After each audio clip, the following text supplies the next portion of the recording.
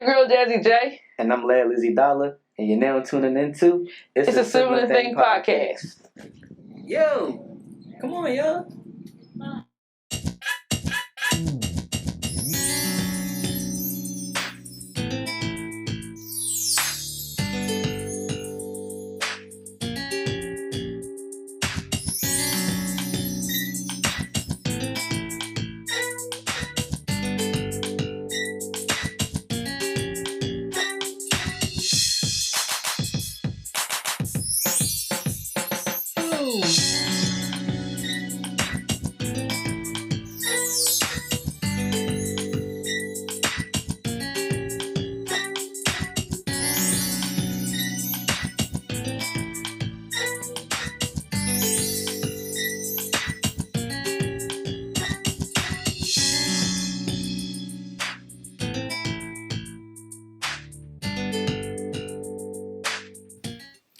Yo, what up, guys? Welcome back to another episode of It's a Sibling Thing podcast. We're your hosts. I'm Lad, aka Lad Lizzie Dollar. And I'm Jazzy J. How y'all doing today? And today is our Black Excellence Friday episode, and we have a special guest, a very, very, very special guest, Billy. What's going on, Billy? Mr. Billy. What's good with y'all? How y'all doing? You doing good, man. This is one of our homies. It's been a while. Right, it's been a minute. Like, for real. It's been a minute. He was our youth Bible study leader. Yeah. At my Calvary Family Worship Center. Crazy, right? Yeah. He had a transition. So he moved on. Yeah, out here in San Antonio. Texas. And talk about that a little bit. What's been going on out there? Oh man, it's lovely out here, to be honest. It's a cool mix. It's a nice little melting pot. You know, especially for minorities, the cost of living not too high, and it take a while to adjust, of course, because Philly is Philly. It ain't nowhere like Philly. But as far as like calmer, as far as like more relaxing, it's definitely a nice flow out here compared to being in the city and have to be on your P's and Q's 24/7. Out here, it's a lot more relaxing. It's drama going on, but you kind of got to be in the mix to be a part of it. You know what I'm saying? So out here, it's just cool. It's a chill vibe. You know, y'all more than welcome to come visit. You know, most definitely we gotta come Yeah, down I'm there. going to San Antonio. Actually, I got a friend down there right now. Oh, okay, all right. Yeah, but yeah. So what was going on as far as like I thought it was like a snowstorm or something going on down there. Man, we had like a couple of days of snow. So here, you know, we don't get no snow. Yeah. No. Here, couple No. of Y'all don't inches get shut us down. Shut the whole city down. It'll shut it down. But here, it got cold. Then everything iced over. And then the ice messed with the electric grid. And then that was shutting down power on people. So you had people who literally didn't have no heat. Like, people died out here, you know. A couple of people froze in their cars, in their houses. Jesus. So I know a lot of people who lost their power. I had a couple of people staying with me. A couple of my church members had people staying with them. And yeah, it was a wild little situation because they wasn't prepared. You know, if it was Philly, it would have been nothing. Nothing. But for a place that don't have a bunch of snow plows or don't really know how to respond to the cold, and then their grid, you know, the electric grid out here in Texas kind of stubborn. We run our own little thing. So because we're not federally regulated, they don't have certain things in place for things like this, you know. Right. Yeah, we need to get with it because that really wasn't nothing crazy. That wasn't right. That wasn't right. How long was the power out for?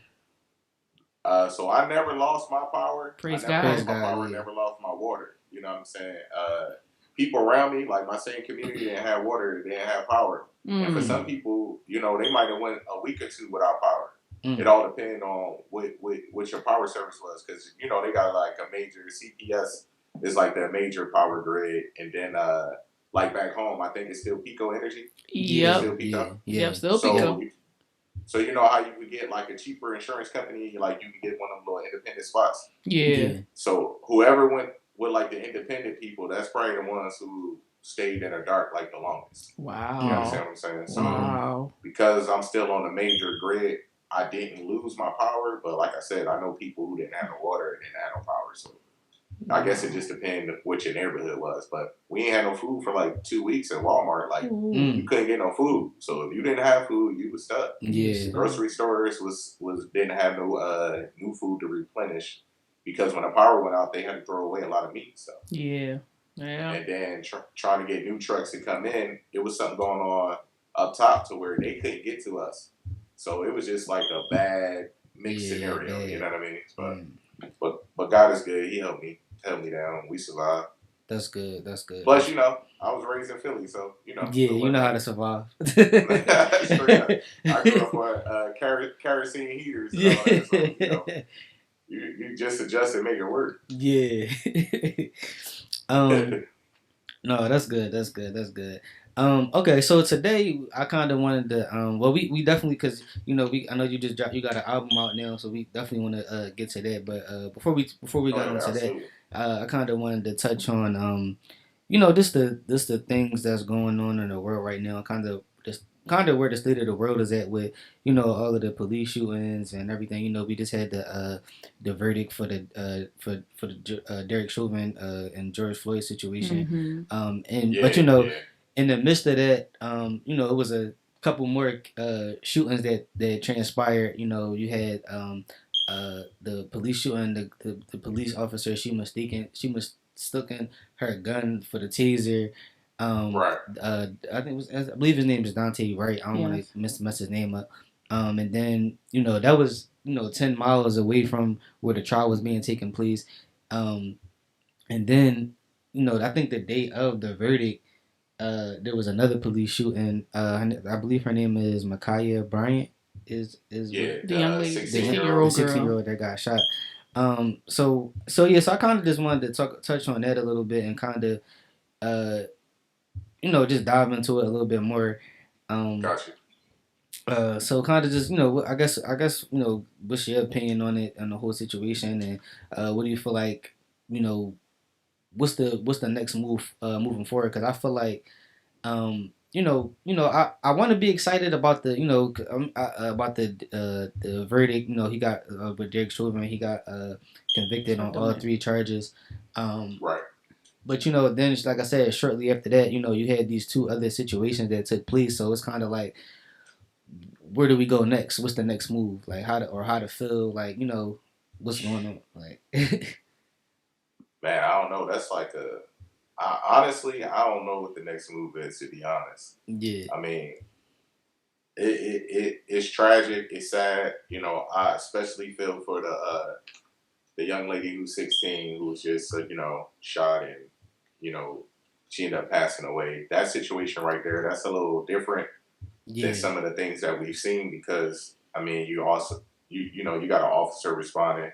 They don't really know what's going on. He gets to the scene and then you just see somebody trying to stab somebody. So, so you know, that so then, you know, that side of things right there is just, you know, he just trying to help somebody else make sure they make it back to the house. Safe, you know, that's a life or death situation. That's not like they got a knife in their hand, you know, not a threat to anybody, and then they kill them. You know, that's a total different dialogue right there. But I definitely pray for their community and their parents and even that police officer because, you know, that's still something you got to live with. Yeah. As far as some of the other things happening, man, I honestly pray about this a lot because I really don't know what our response needs to be at this point. You know, I feel like it's been happening so long. It's like, I don't know, man. Like, I mean, we've been protesting, we've been praying, just I'm just like emotionally drained. Like, me too, man. I honestly don't tune in no more because I was in the military, so like it's traumatic for me to watch. Yeah. Like when you get trained and somebody telling you, hey, look, you know, I need you to take an oath to defend your country towards, you know, foreign or domestic terrorism, right? And then you have people who look like me, you know what I'm saying, who are black, who are what I am. And we're talking about you being in the military and how was it traumatic? You know, well, it's not even so much traumatic the military. It's just, you know, somebody give you a weapon and they like, look, these cats over there is a threat to us. Yeah. I need y'all to go handle it. It's legal. It's justified.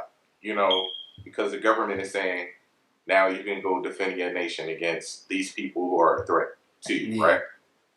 And then we over here, and depending on what cop I may get stopped by, depending on what police officer might come to the scene or pull anybody over that looks like me, it's a total different set of rules and guidelines how they responded to us. Yeah.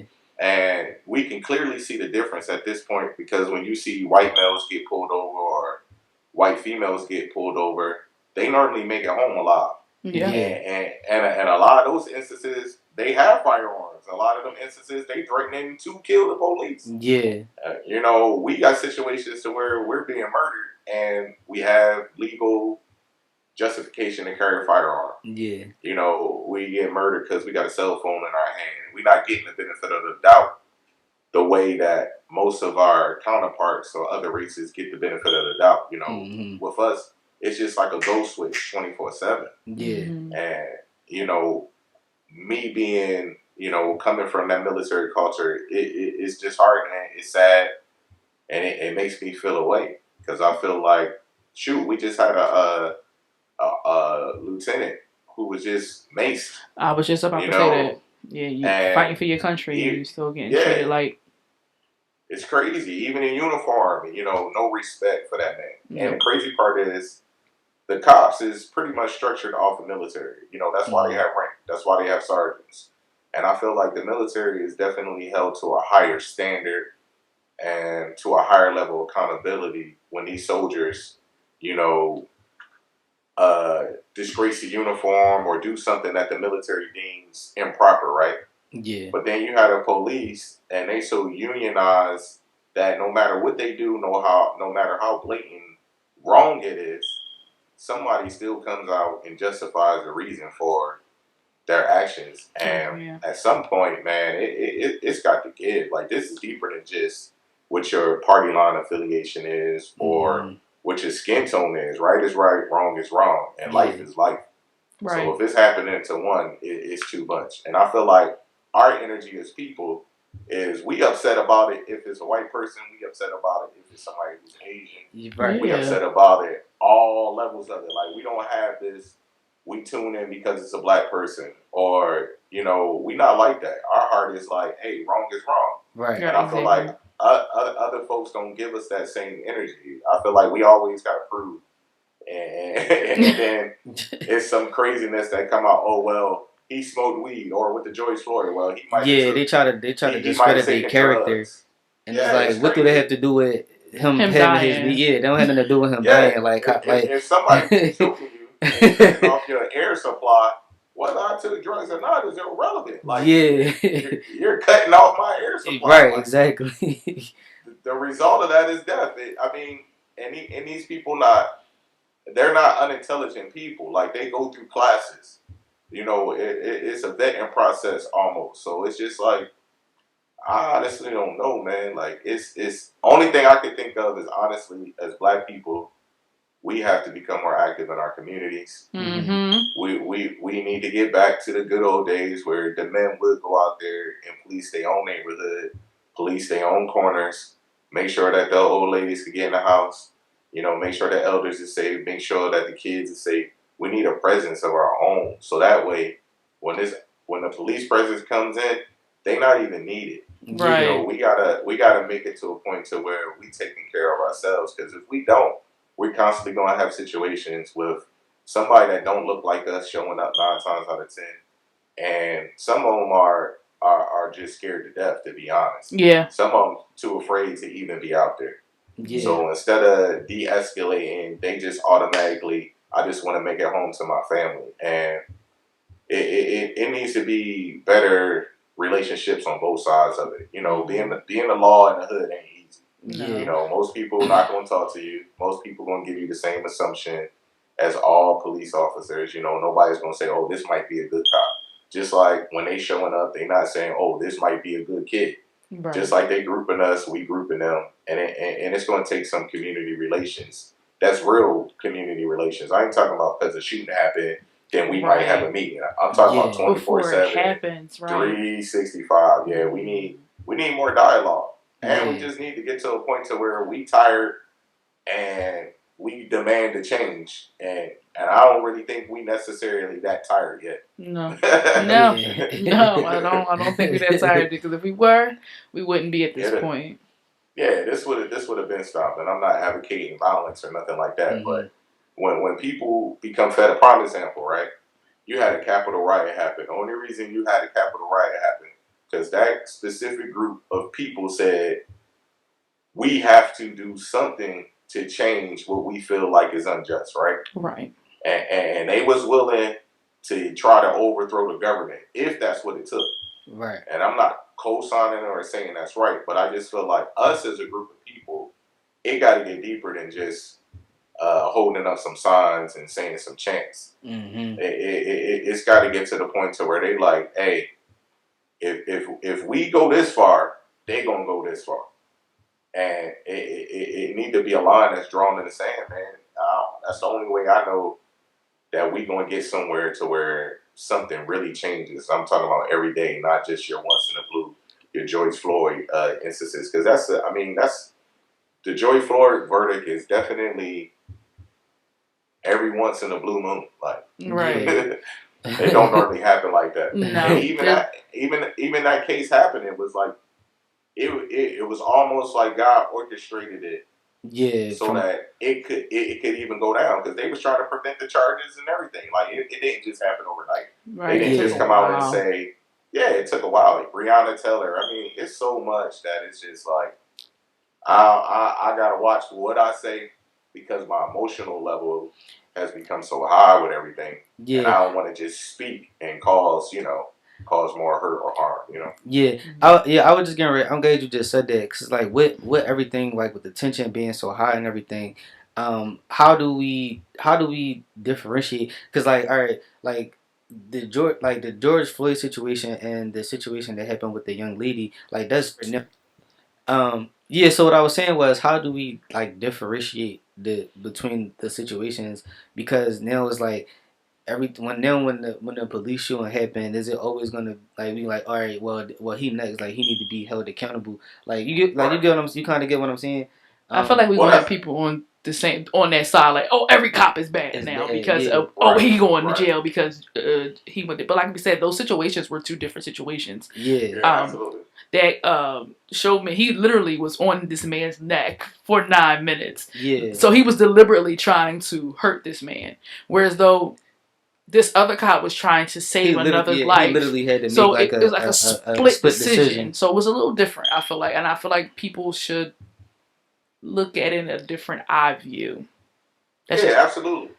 No, I absolutely. And I think that officer should definitely receive a different level of response compared to the George Floyd situation, because it's two separate situations. So that's just like, I got two daughters. If my daughter is in a fight and, a cop arrives on the scene and my daughter is in a process of about to be murdered pretty much, somebody, you know what I'm saying? And a cop doesn't respond, and he's like, oh, well, I didn't want to do anything because I was afraid of what was going to be the outcome for me. Like, we got to make sure we giving them enough room to do their jobs, and we're just holding them accountable when they're out of line. Exactly. And that's what I say. Our energy has to be the same, as far as being open when they're wrong and being open to applaud them when they're correct. Because law enforcement, I want to say probably only like 10% of law enforcement that are really on some type of crazy type actions. It's just those actions of that 10% normally lead to death. And that's what the issue is. We don't get a second chance. No. Tamir Rice, he's outside with a toy gun. They pull up. It takes less than 2 seconds for them to make a decision. He's dead. I don't know, man. I don't know if it needs to be more training, but I really feel like in order for things to change for Black people gonna have to take the forefront and make sure that whatever we want, whatever type of respect we demand it, that we gonna have to start showing that same type of love for each other 24/7. That's true. 365. Like, because even with my music video I did, you know, when it first come on, I got my firearm on my hip. Right. And here in Texas, you can open carry as long as you got a license. Yeah. And they about to change. They trying to change the law to where even if you don't have a license, you can open carry. Mm-hmm. And because I'm doing gospel rap, you know, a lot of people, you know, well, why you got a pistol? And it's like, why not? You know, at the end of the day, I'm still black. At the end of the day, one of the things I think that really bothers me is that if it was a group full of white men who was armed, the average citizen won't even trip about it. They're just like, oh, well, you know, they out protesting or they coming from hunting. You know, they're not going to think worst case scenario.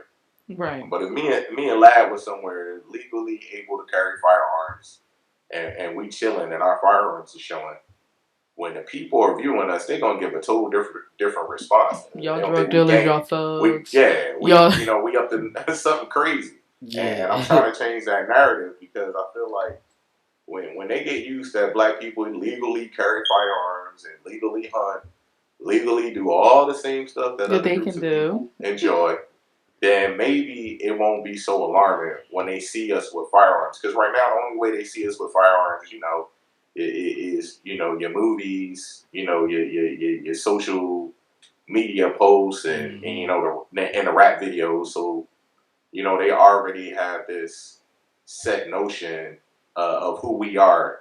And I'm trying to change that narrative a little bit because I want us to be able to walk around and have our rights and be able to carry firearms. Exactly. Yeah. And the first response not be, oh, this person's a threat to my life. Because most of these mass shootings and everything else happen, and I mean, you can clearly see it's not being done by people who look like us. I was like, not us. It's not us at all. Yeah, and but the thing is with that is the reason why, you know, they get to kill as many people as they kill because people don't look at them as threats. Exactly. You know, when they see the firearm and see them with a firearm, they don't go worst case scenario. They thinking until people, you know, start falling and the shots start flying. That's when they're like, oh my God, this guy's a threat. Yeah. Exactly. So. Yeah. Like even for here, like right now, we got all the killings in Philly. Mm-hmm. It's just every day is somebody like getting shot and killed. It's horrible that I don't even feel anything. I'm just numb. Yeah, it's like you just get desensitized to it because like you see it so much now. Like because before like.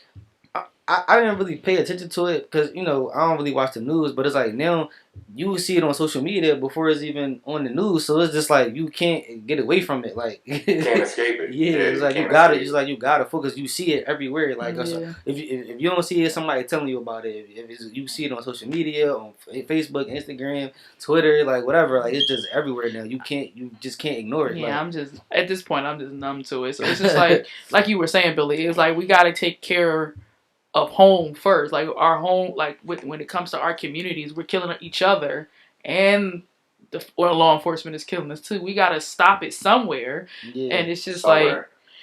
and like you said, like we gotta start policing ourselves, cause like with that situation with Micaiah, it's like, well, where was the adults in that situation? How did it even? Well, that's what I'm saying. Like, well, one of the adults kicked one of the kids. Well, yeah, but that's the problem. Exactly. Like you should have been trying to grab her, like to stop her from, you know what I mean. That whole situation, I wasn't there. Yeah, we don't. Yeah. But the first thing I hear after the officer shoots is, I know he didn't just shoot my baby.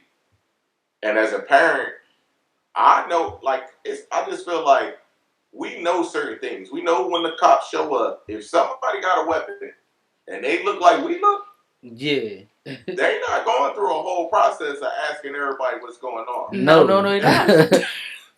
They responded. So I feel like the adults who were there should have never allowed her to even have a knife. Like, if her parents was there, they should have stopped all the violence altogether. Exactly. Yeah. Like stop all the violence altogether and stop the confrontation. Because if it's that deep where she need a knife, then obviously something's not fair. You know, something's not going right. So stop everything. And that's what should have happened, you know. And that's the same thing with a lot of these killings. Same thing with George Floyd. There is no reason why people should have stood around and allowed him to be murdered.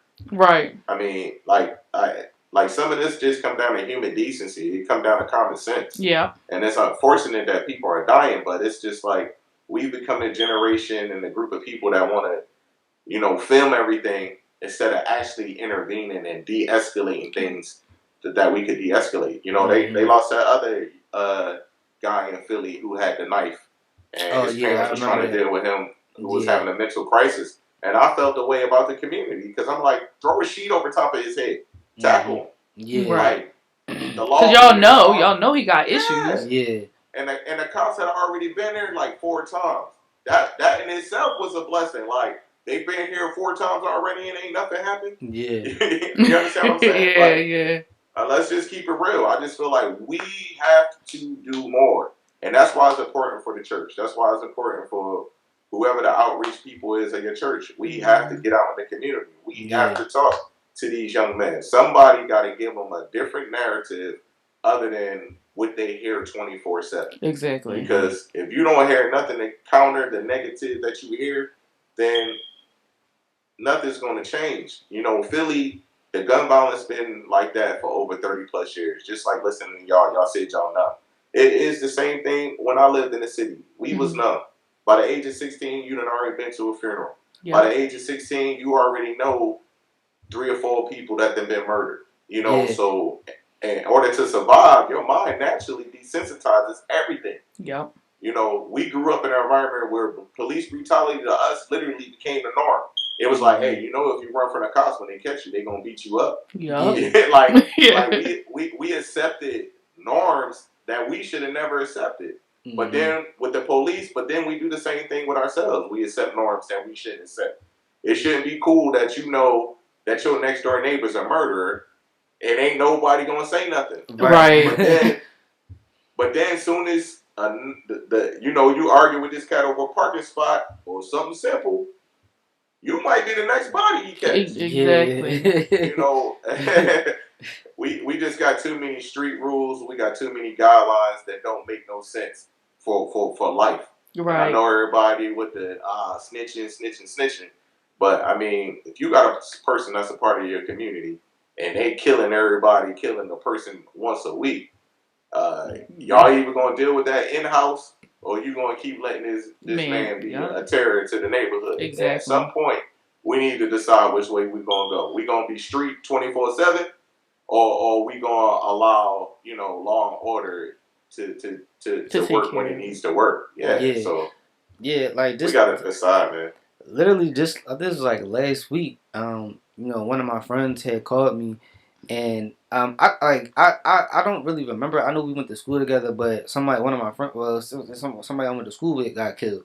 Like his son was in the car with him, and it just was like dang, that was crazy. But it just was like, oh, all right. And then I just, it's just like, all right. I mean,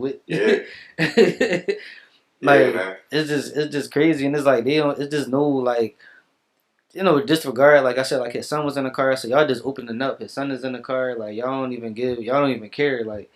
And then for me, like I don't know. Now it's just making me like, damn, I gotta move different now. Like I'm not a street person or whatever, but I don't want to be out here lacking. Like so, I got my gun license. Like right, absolutely.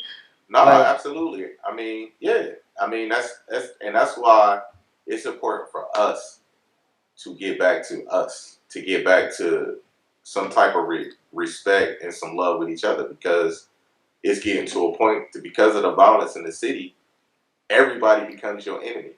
So when the cat looking at you sideways, now you like, man, what's good? Yeah. Like you heightened. He might just want to say, yo, your Tim's is dope. Or True.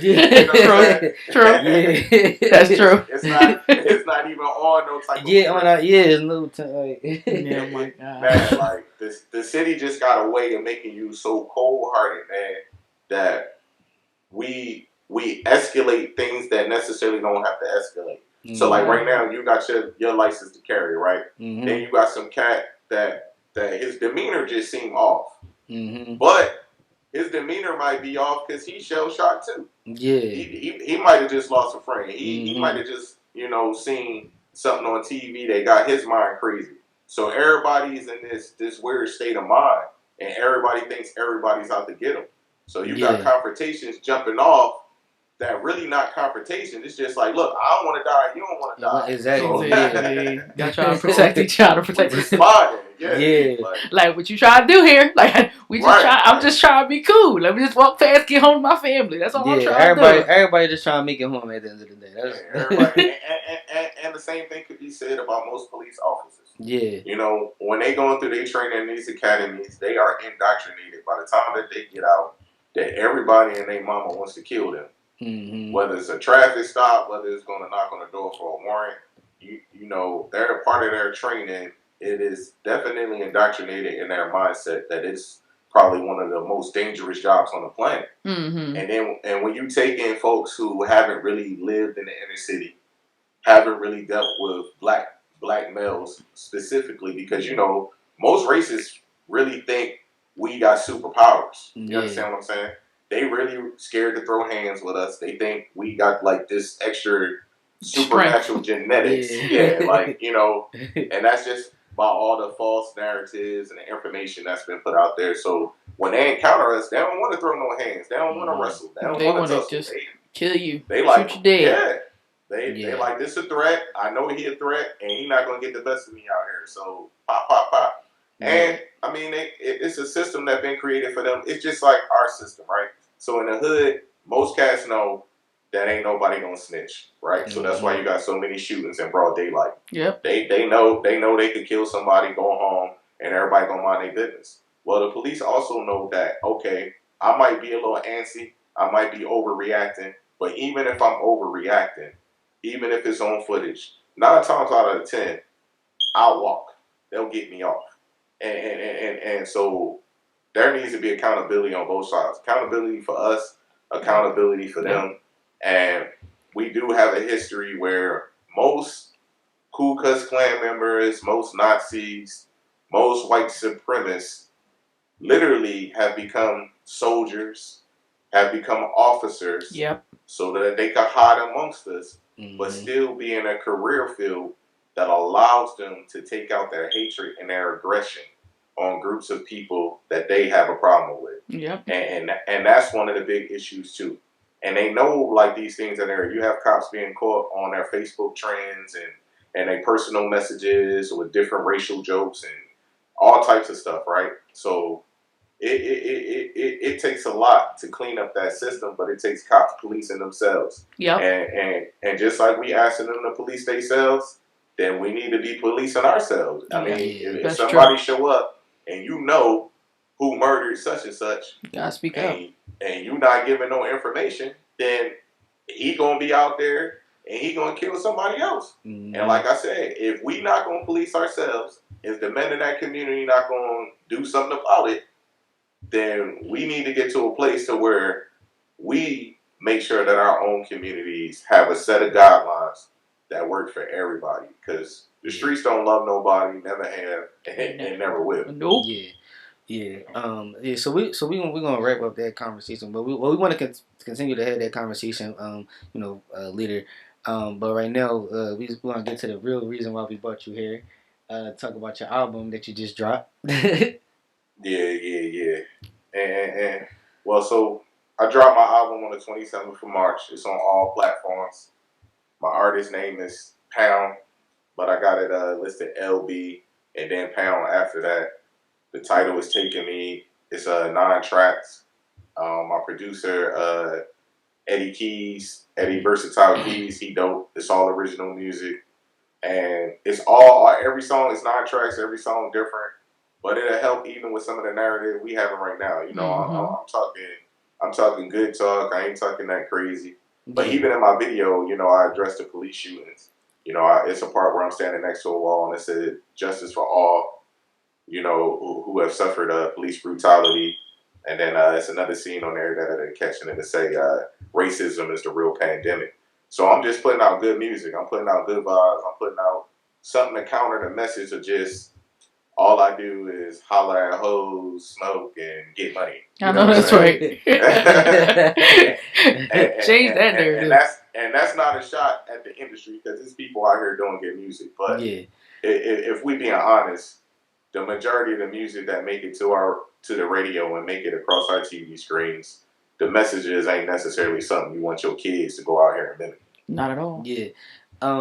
So how?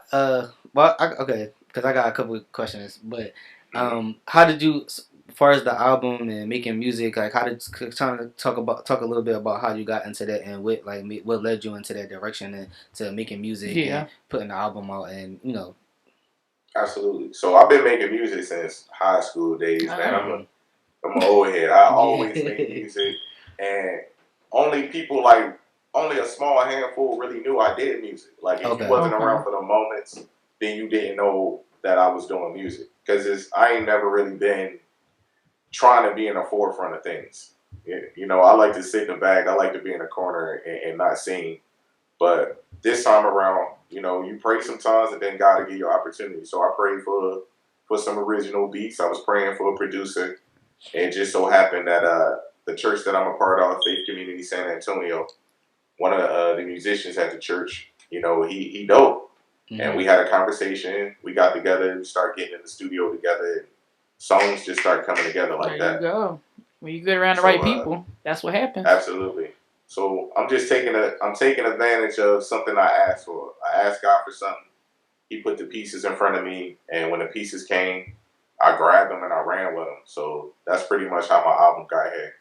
And now I ain't hiding no more. I'm out in the forefront, and I'm just trying to make sure that God's message is heard without being too extra churchy. Yeah, you understand what I'm saying? I still got to be myself. I'm still me. Is every other line's not, oh, Jesus loves you.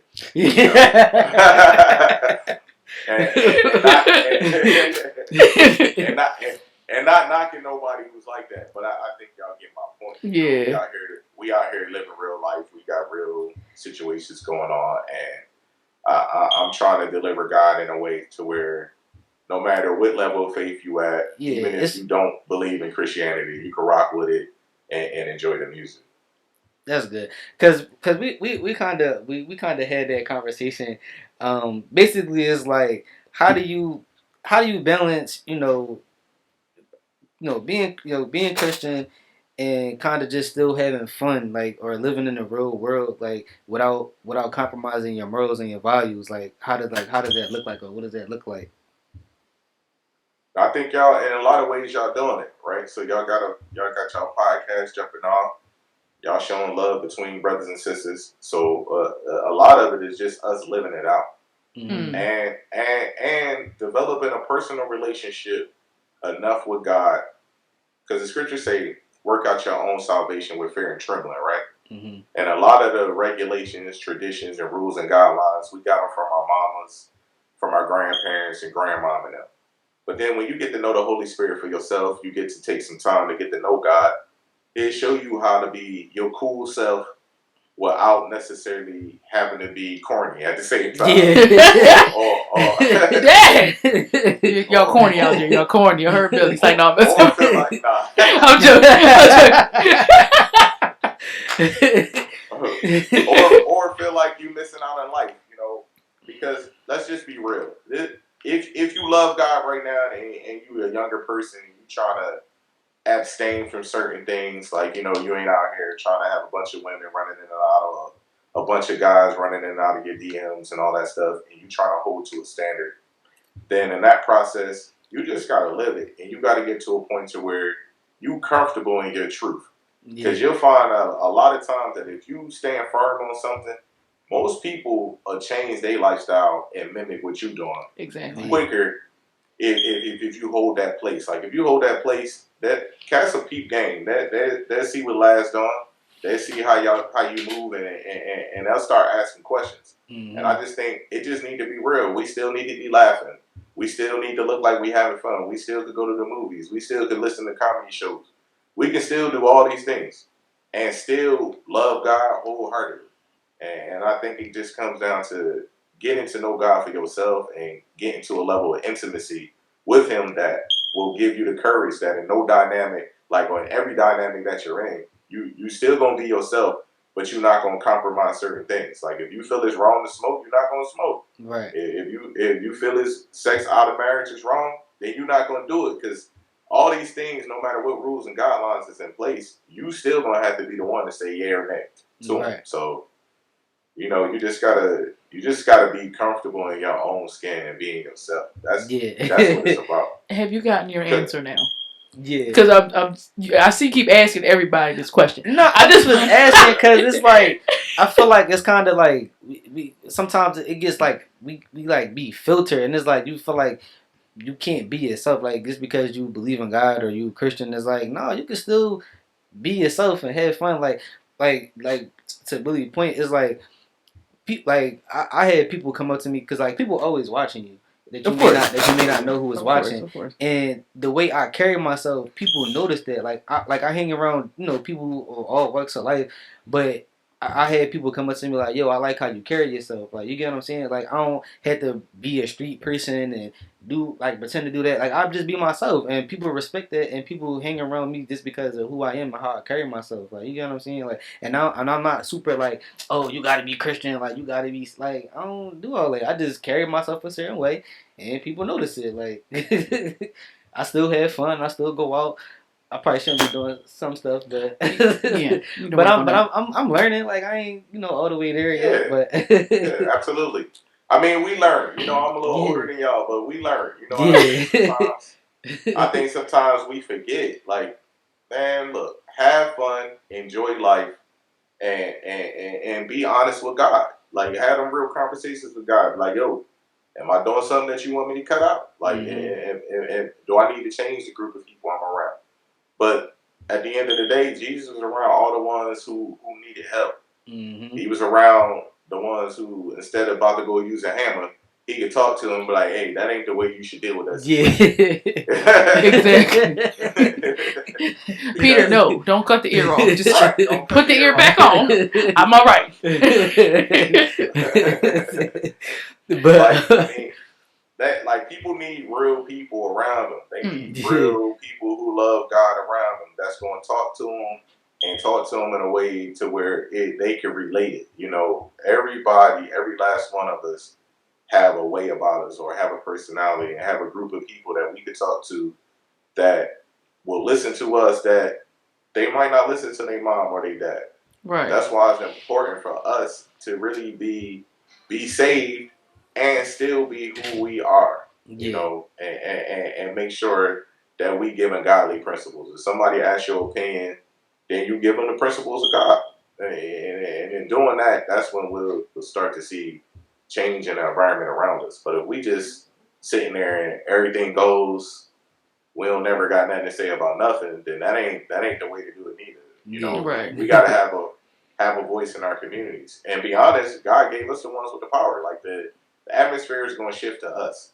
But I don't think nobody really told us that. I don't think they really educated us enough to know that. Yeah. The Holy Ghost in you will literally shift any atmosphere you walk into. Yeah. If you spending time with God, like if you really got a connection with God, and those atmospheres, they might be hostile towards you initially, but in due time, if you really on top of it like you supposed to be, and you really living it, you ain't just talking it, those atmospheres will shift to you, because those atmospheres are gonna have issues. Yeah. And guess who gonna have the right thing to say or be able to reason through that issue? It's gonna be the ones who know God. Exactly. Makes sense. Yeah. All right, thank you. Goodness. But back to the music. So you got do you have anything coming up? You got any new music that you're going to drop, or are you just going to just kind of let this? Yeah, I'm gonna let this one sit for a little bit. I'm independent, so I definitely need somebody to go ahead and start downloading and streaming. I don't have a machine behind me right now. So, if you're not tuning in, you might not hear me. So, of course, I got to line up some shows. I got to start doing some shows. And then and on the business side of things, I need to put some money in the marketing dollars so that, my rotation is coming up a little more than the norm. You feel me? Yeah. Exactly. But I know the feeling. I just feel like sometimes you just got to release it and let God do the rest. So There you that's where I'm at with it. Yeah. Well, we definitely gonna do our part. We gonna put all the information in the description Get you so some people can find. Yeah. value, everything like that. Absolutely. So. Absolutely. Yeah, I mean. Nope, I'm all good. All right, Billy, we want to thank Cool. you for joining us, man. We definitely appreciate it, and definitely want to have you back on for some more conversations. But do you have anything else that you want to say before we you want to like give them your Instagram, any social media? Yeah, I'll give them my Instagram and stuff. So I got a clothing line. I'm actually wearing one of the hoodies I made. So yeah, I need one of those. Yeah, I really like the colors. I'm gonna send y'all some merch, and that's another thing. Like, you know, I don't dress like everybody else. I'm at a point to where I'm comfortable being me. But bright light colors and like, you know, the vibrant colors that make people mood be different, man. It's too much doom and gloom 24/7. I want to feel happy when I get dressed. I'm black. Wake up put some colors on. Chilling. Right. All that black on. Need some color, lad. Nigga, need some color in your life. Right. But my Instagram for my clothing line is @2orMoreGathering, and that's a 2 like the numerical 2 instead of the TWO. Okay. So it's @2orMoreGathering. You can follow my other personal one @2orMoreBill, but I'm on there. I don't have a whole lot of different platforms, and if you want some merch or something, just DM me. I ain't set up a website yet. I like to be I'm still in that age where I like to be a little more personal with people. Gotcha. Yeah, man. Like, you know. Yeah, that's the best way though. I feel like. I'm still from the era to where instead of texting you, I'd rather a phone call. You feel me? No. But yeah, we're definitely gonna plug all your information in so that they can follow you, and we definitely need some merch so we can rock it on the podcast. And when we I'm gonna get that out to y'all. Sure. I appreciate it. Well, we're gonna close it out. This has been another episode of Issa Sibling Thang podcast. Once again, I'm your host, aka Lizzie Dollar, and I'm Jazzy J. And we'll see you next time. Thank you. See ya. Peace. Hey. Whoa.